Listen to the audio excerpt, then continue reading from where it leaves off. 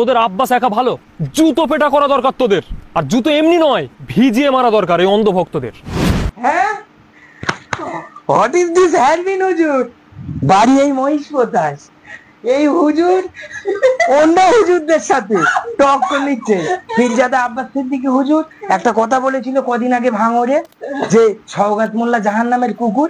এই হ্যারবিন হুজুর সেইটা, এ সম্পর্কে অনেক কিছু বলা যায়। এটা হাফ লেডি, সবসময় হ্যারবিন মাথায় দিয়ে থাকে। এই হ্যারবিন হুজুর এখন হুজুরদের সাথে টক্কর লেগেছে। কোনো এক ব্যক্তি, এই যে মিজানুর রহমান আজহারির বক্তব্য, অনেক দিনকার আগের বক্তব্য, এই যে আব্বাস ভাইজানের যে ওই যে ভাঙরে উনি বলেছিলেন যে সওগাত মোল্লা জাহান্নামের কুকুর, তাও নাম ধরে বলিনি, জাহান্নামের কুকুর। আর এই হ্যারবিন হুজুর সেই ভিডিওটা নিয়ে এমন ভাবে, এই যে বুকের মারছে না, আমিও মারছি বুকে। নে, এত বড় বুকের পাটা আছে আব্বাসের বিরোধিতা করার। বক্তব্য করলো আর বুক চাপড়ালো, এরা বুক চাপড়ালো। ওনার তো আমার মনে হয় লাঞ্চ ফেটে যাবার কথা ছিল, লাঞ্চ ফাটেনি, কিন্তু ওনার বুক এক্সরে করার দরকার, ওনার বুক এক্সরে করা দরকার। আর আমি আজকে ভিডিও এসেছি কেন জানো? আমি আজকে ভিডিও এসেছি এই কারণে, এই হ্যারবিন হুজুর হুজুরদের কিছু বলছে না, তার থেকে বেশি বলছে যারা ওই আব্বাস হুজুরের ভক্ত তাদেরকে। ওর আসল রাগটা কাদের প্রতি? আব্বাস সিদ্দিকীর ভক্তদের প্রতি না ওই হুজুরদের প্রতি?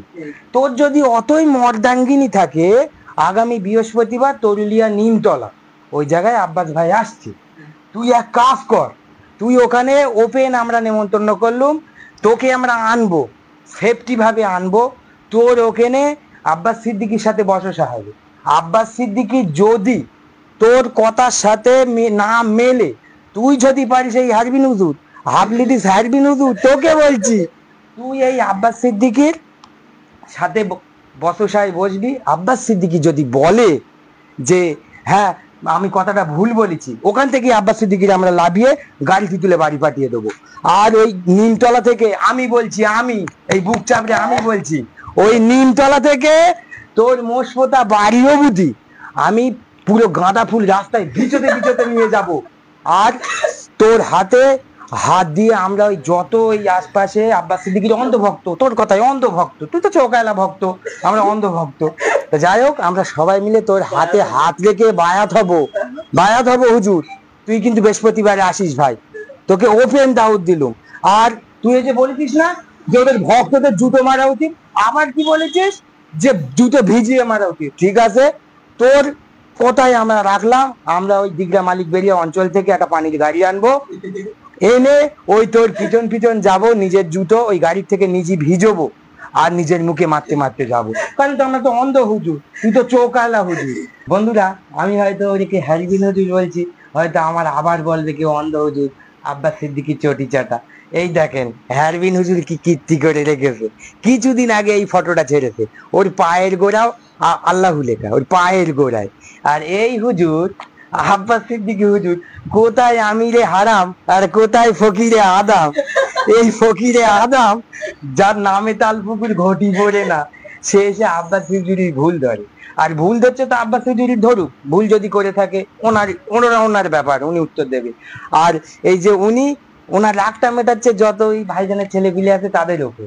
তাই হুজুরকে বলছি, হুজুর যখন এই মমতা ব্যানার্জির উম্মতরা গিয়ে বলে ওরে আমার উম্মতের, তখন তোমার ভিডিও করার সার জাগে না, তখন তোমার ভিডিও করার সার জাগে না। যখন কেউ এসে বলে কোরআন মুছে যাবে, মমতা ব্যানার্জির উন্নয়ন মুছবে না, তখন তোমার সার জাগে না। কোনো মুসলিম ওই সওগাত মোল্লা এসে যখন ঢোল বাজায়, যখন ভাই ফোটালায়, তখন তোমার সার জাগে না। কারণ তুমি তো ওই নবীর উম্মত, মমতা দিদির উম্মত। আমরা বুঝতে পেরেছি তুমি যে কি সেকুলার, আমরা বুঝতে পেরেছি ভাই। বেশি পাঁয়তারি মেরো না, ভিডিও তুমি যেরকম করতে পারো আমরাও ওইরকম করতে পারি। তুমি কত কিছু বললে না, আসসালামু আলাইকুম আমার ছিঁড়ে নেবে, এই কথা বললে না, আমরা ছেঁড়ার কথা বলবো না, আমরা ছিঁড়ে নিতে পারি না, আমরা কোপাকুপি মারামারি চুরিদারি করতে পারি না। তোমরা চোর, তোমরা কোপাকুপি করো, তৃণমূলের একটা নেতার নাম করো, সেই নেতা আমি ওপেন বলে দেবো, যে নেতার নাম করবে সে চোর, সে দুর্নীতিবাজ।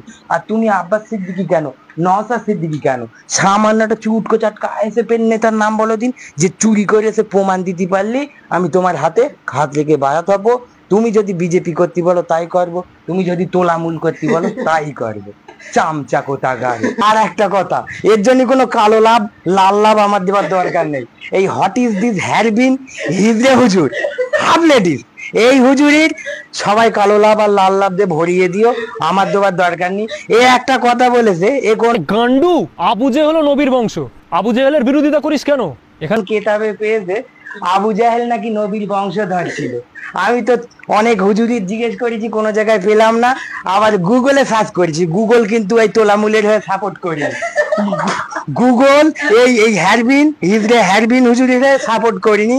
গুগলও বলেছে যে আবু জাহেল নবীজির বংশধর ছিল না।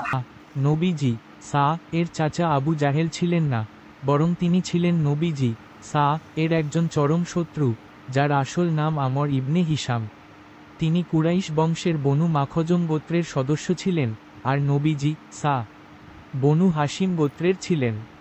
তো আব্বাস সিদ্দিকির ভুল ধরছে, আমি যদি ওর ভুল ধরি ও প্যান্টে পেচ্ছাপ করবে, প্যাম্পাস পরার টাইম পাবে না। হ্যারবিন হুজুর তুমি সাবধান হয়ে যাও, তোমার তোমার বিরুদ্ধে দাঁড়ানোর লোক কিন্তু হয়ে গেছে। ওই ভাব মেরে ঠোঁট কামড়ে মাথায় হ্যারবিন পরে কায়দা মারার দিন শেষ। তাহার নামের কুকুর মনে করি আমি, ওর বিষয়ে কোনো উত্তর দিতে রাজি নয়। কিয়ামতের দিন আল্লাহর ওলিরে আল্লাহ ডাকবে, আল্লাহ ডেকে বলবে, এই তুমি যারা জাহান্নামী। আরেকজন মুসলমানকে কাফের বলতে পারে না, কিন্তু একজন মুসলমান যখন কুফরি করে কাফের হয়ে যায় তখন তাকে কাফের বলতে হবে। বুঝেন নাই? মুসলমান আগে সমাজের সবচেয়ে বড় চোর বাটপার বদমাশ গুলো নেতা হয়ে যাবে, তাদের নেতৃত্ব মেনে নিতে হবে বাধ্য হয়ে।